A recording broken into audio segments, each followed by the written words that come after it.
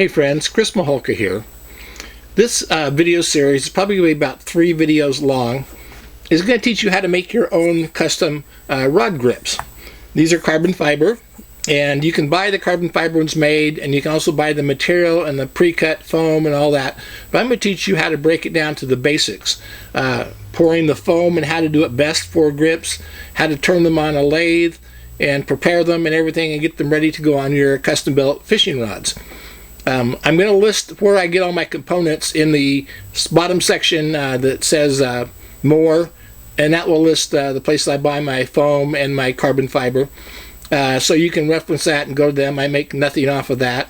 It's just for your convenience.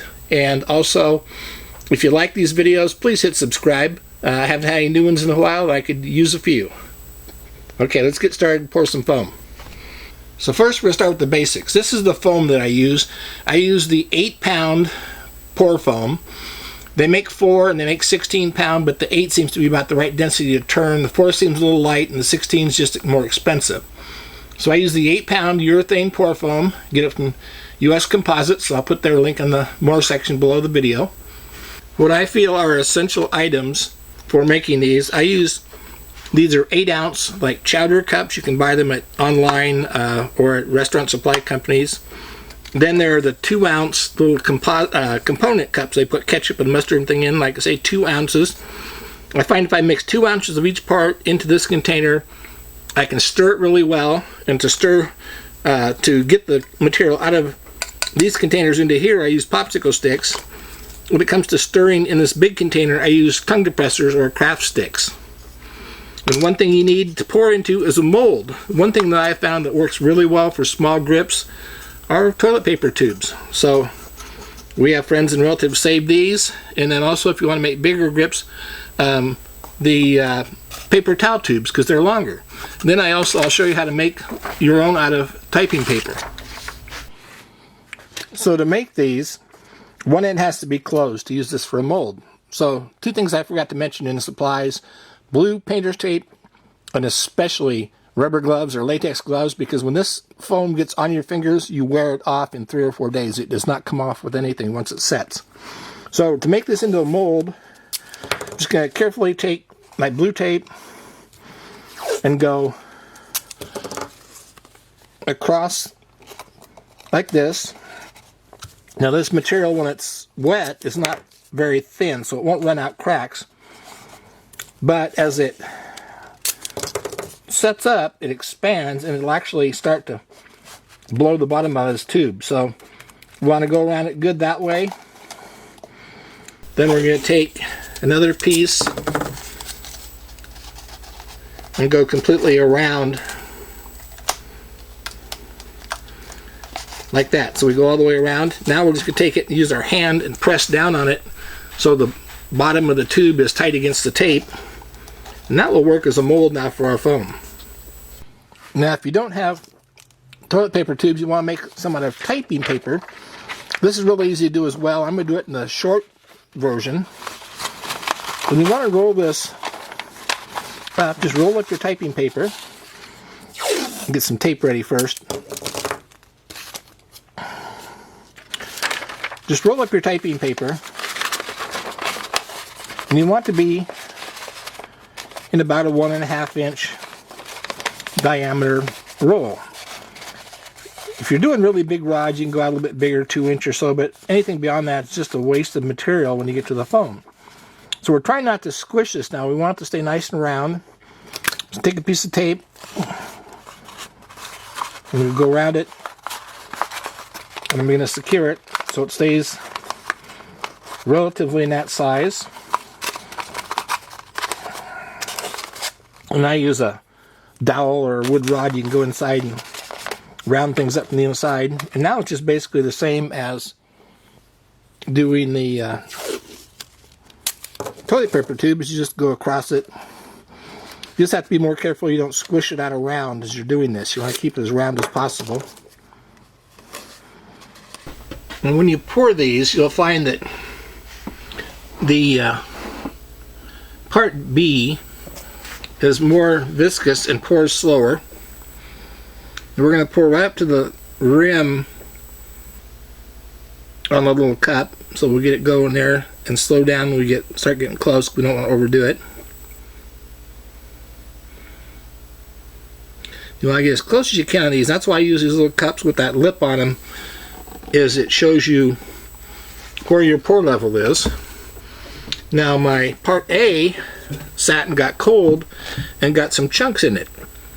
So when I pour it, there may be chunks that come out. But the nice thing about it is if you let it sit for a couple minutes, look, there's a big chunk, the chunks will float. So it's very easy to get them out. Use a paper towel or some toilet paper. Just lift them out and get rid of them. If you had them in your pour, they would be a soft gooey spot and ruin some of your pour. But when they're like this, you can quite easily take them out. And I always keep plenty of paper towels on hand for doing just this type of thing. So now the fun part. We've got our white pour container or our mixing container. I'm going to take the thicker part first and put it in there because it's a little harder to get it out of the container. You want to scrape a little bit more on it. Make sure you get all of it out of there.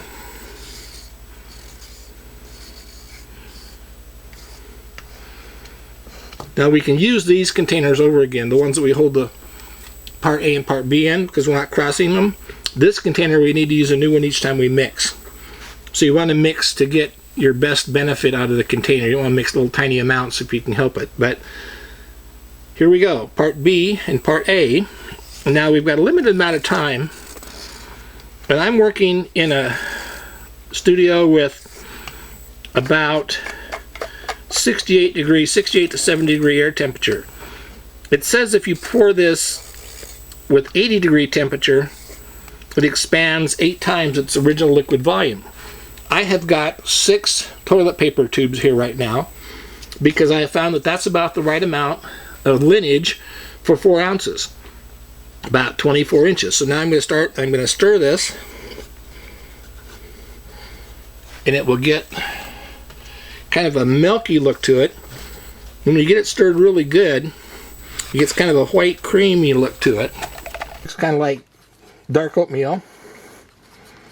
And we'll start to stick to the sides a little bit, or start to stick to the stirring stick a little bit.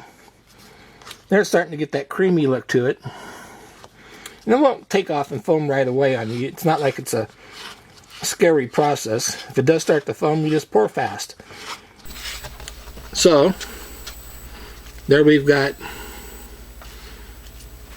our mix, and I'm going to pour. Remember, it expands 8 times, so you don't have to fill the tube up. You only want it about 1/8 of the way. So, as I pour here, I'm trying to space out my foam to fill these a little bit, a little on the outside there,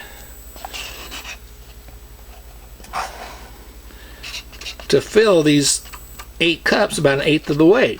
Now looking at my clock, we'll see how long we've got here before it really starts foaming. And these are not going to get all the way foamed to the top and spill over like you've seen in some demonstrations. I want usable product, so I'm just scraping out the extra foam because it's well mixed in the bottom there and getting it into my containers. Now the interesting part starts.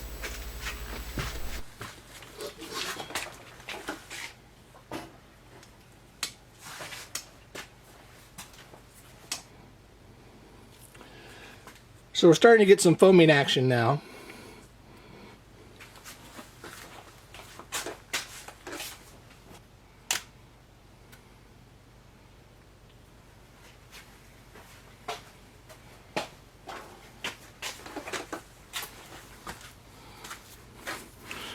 So now we're coming up on a minute. We're getting some foaming action. Still is not even out up to the top. The outsides of the tubes are getting warm. You can actually feel the heat on the outsides of the tubes. And if you happen to have an extra toilet paper tube handy, I always keep it on hand. If I get too much poured in one, it looks like it's really going to blow out the top. You can just put it on top like that and hold it there, and it will expand into that extra tube. So, getting close to the top now. We're a minute and a half into after the pour. And this doesn't take very long to set up. Once it finishes foaming, a couple minutes and it's rock hard. So we're just going to let that one go and see how much extra it foams. I missed on some of the other ones not getting enough material in them. But that's okay, we're demonstrating. When you do it under better conditions where you don't have lights and cameras in the way, it's a little easier to judge your pour. 2 minutes in now.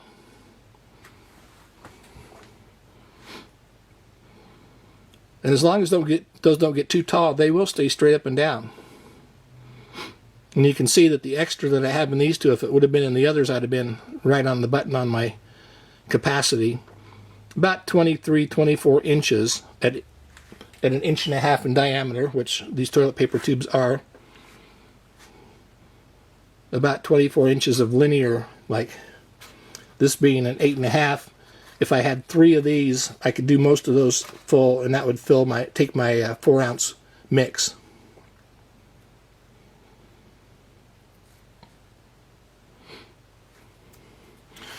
Okay, we're 3 minutes after the pour now, and it's about finished expanding.